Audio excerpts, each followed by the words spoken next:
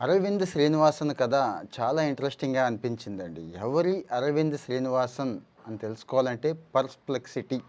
వాట్సాప్‌లోకెళ్ళి కూడా మీరు just message చేస్తే వాట్సాప్‌లో మీరు ఏదడిగితే అది ఇస్తుందండి. ఏదడిగితే అది రియల్ టైమ్ ఇస్తుంది. ఇదేనా ఇంకా చాలా ఉన్నాయి కదా! అని మీకు డౌట్ రావచ్చండి. మిగిలినవేమీ లేవు. ఇదొక్కటే అంత పర్ఫెక్ట్‌గా రియల్ టైమ్ సమాచారం ఇచ్చేది. రియల్ టైమ్ అని 2, 3 సార్లు ఎందుకన్నానంటే ఇదే పర్‌ప్లెక్సిటీ సక్సెస్ అవ్వడానికి ఈ రియల్ టైమ్ సమాచారం కీలకమైందండి. మరొక పక్కన చాట్ జీపీటీ ఉంది, జెమినీ ఉంది, లామా ఇలాంటివి జుకర్బర్గ్ లాంటి వాళ్ళు కొన్ని లక్షల కోట్లు పెట్టుబడి పెట్టి మంచి హై ఎండ్ డెవలపర్‌లను పెట్టి చేస్తున్నారు కదా! అయినా కానీ అక్కడ లేని సక్సెస్సు ఈ కుర్రాడు సాధించాడండి.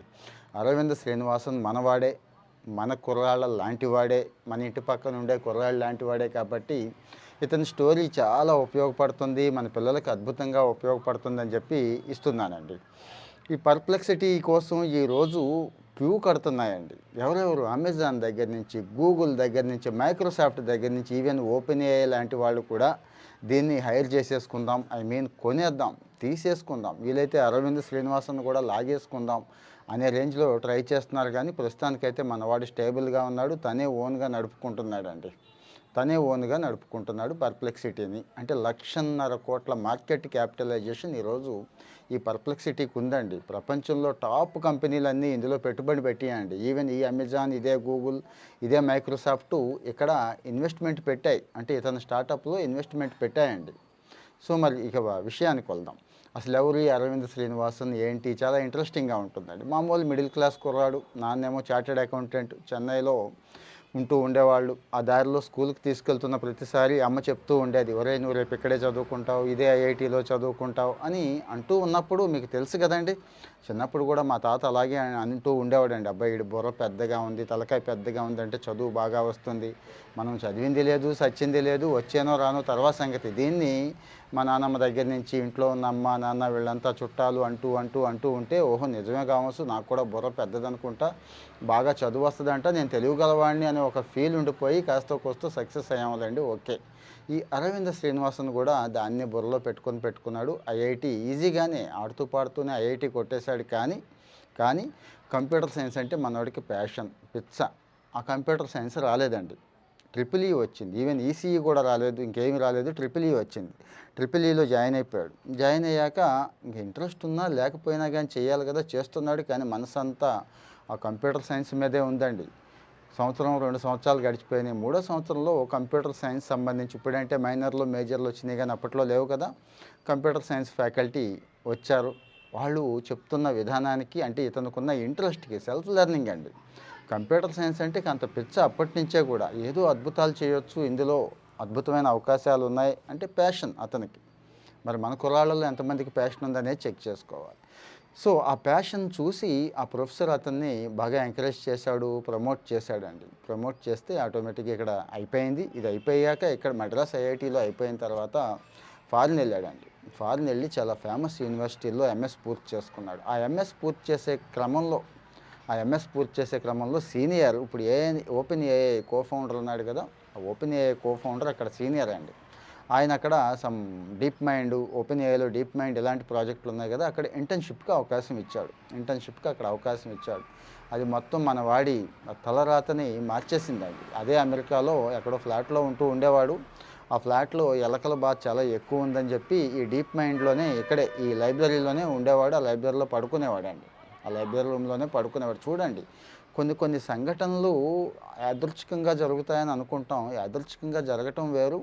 మనం దాన్ని బిల్డ్ చేసుకోవడం వేరండి. దాన్ని డెవలప్ చేసుకోవడం వేరు. ఆ లైబ్రరీలో సెర్గీ బ్రిన్, లారీ పేజ్ రాసిన బుక్ దొరికిందండి. వాళ్ళు గూగుల్‌ని ఎలా బిల్డ్ చేశారు అంటే రైట్ ఫ్రమ్ స్క్రాచ్ నుంచి ఒక గూగుల్ కంపెనీలో వచ్చిన బాధలేంటి, ఇబ్బందులేంటి, ఎలా ఓవర్‌కమ్ చేశారు, ఎలా బిల్డ్ చేశారు అనే మొత్తం కూడా ఆ పుస్తకంలో రాశారండి. అది ఎందుకో చాలా బాగా నచ్చింది. చాలా అంటే చాలా.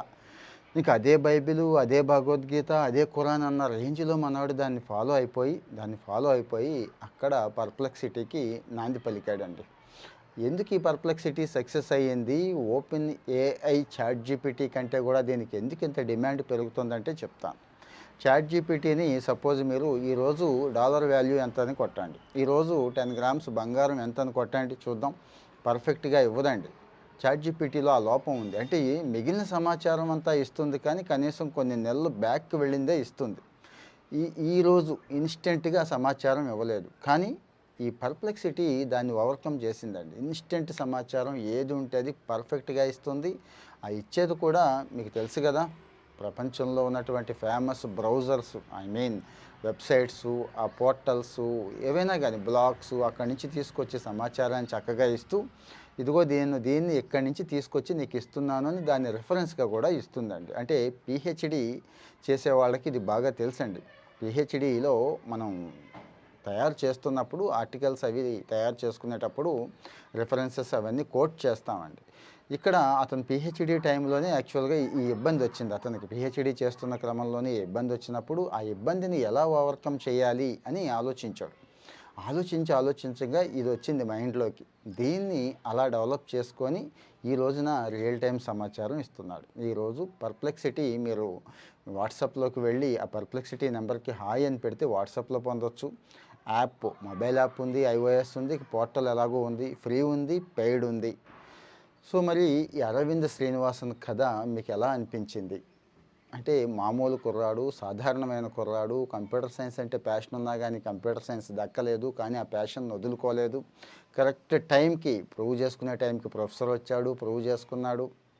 ఎంఎస్కి యుఎస్ వెళ్ళాడు, అక్కడ కూడా సీనియర్స్ సపోర్ట్ ఇచ్చారు. అయినా కానీ ఏదో చేయాలనే తాపత్రయం, తనకి ఏదైతే సమస్య ఉందో ఈ రోజున ఆ సమస్యకు పరిష్కారం వెతుక్కున్నాడు. ప్రపంచాన్ని భవిష్యత్తు మార్చేదంతా కూడా ఏఐ అని చెప్పి నమ్మాడు.